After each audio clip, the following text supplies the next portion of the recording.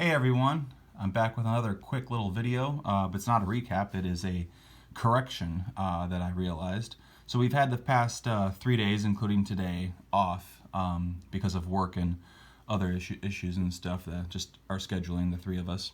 So what I realized in those days off is that we played the Mongolian rule incorrectly. So what I mean by we played it incorrectly was that we all were on the same page about what we were doing, but we were still wrong.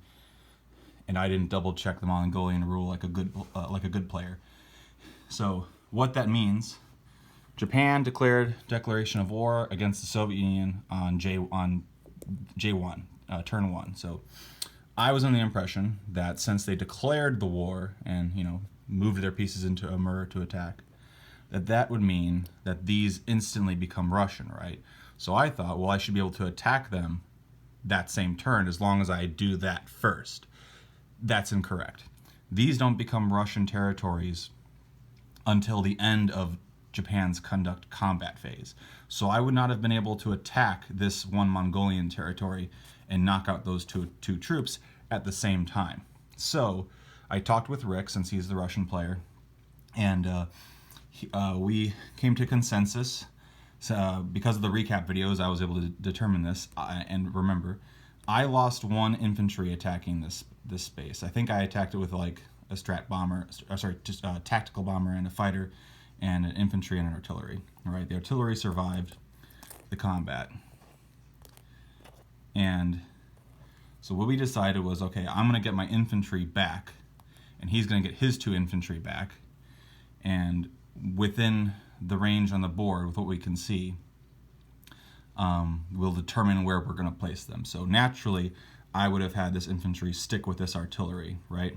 So this infantry that died here is now alive again, and he's here.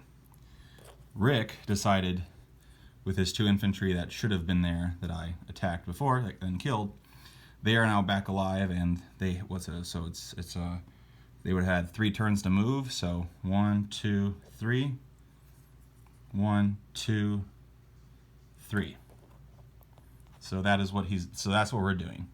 So a minor adjustment. I thought I was almost rid of the Mongolian scourge, but it is not the case. And additionally, we're going to pretend that I still invaded this with those troops, or maybe this guy or whatever, on turn 2, because I have these fighter planes in there currently.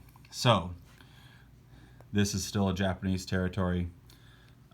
These are all Soviet, of course, and these 3 guys are alive.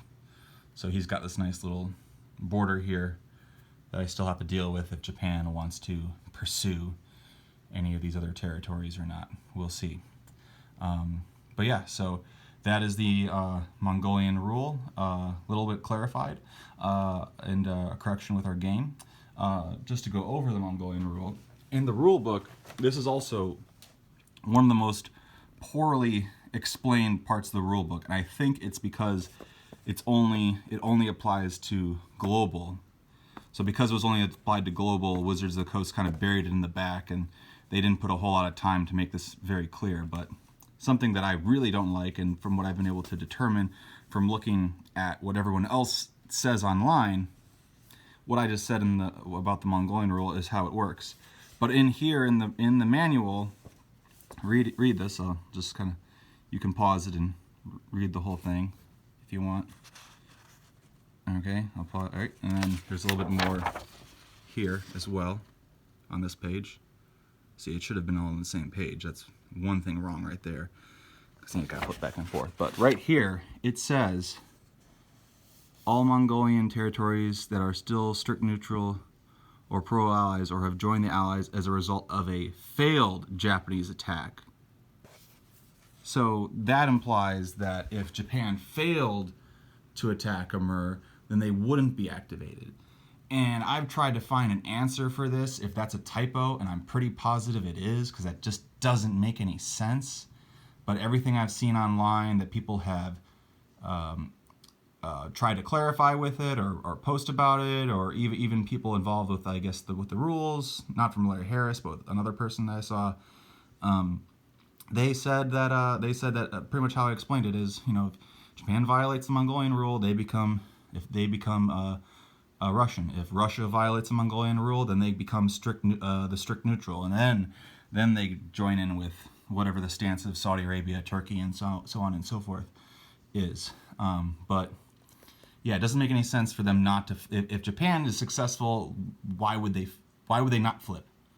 The whole reason we have the Mongolian rule is because before World War II, Russia and Japan had a war together, which Japan actually won. So stemming from that, I don't know exactly what extent Mongolia was involved, but that is the case here. So so yeah, that's basically the Mongolian rule.